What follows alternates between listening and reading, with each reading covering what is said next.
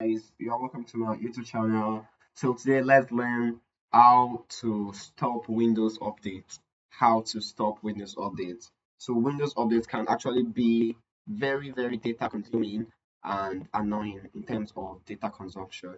So this is your Windows update here, and you can actually just pause your update. I've paused mine for a week. You can pause it for longer, or you can just go ahead to your search bar, then type service. So yeah, I'm going to be searching for this app service. So this is my service. I'm going to click on open. So to reduce your data consumption, this is what you have to do. Then scroll down, scroll, and try to locate Windows Update. So this is Windows Update here. So you can put a description here. It enables the detection, download, and installment of Windows Update for Windows and other programs. So just right click on this here. I'm going to be right clicking here. Then I'm going to click on stop.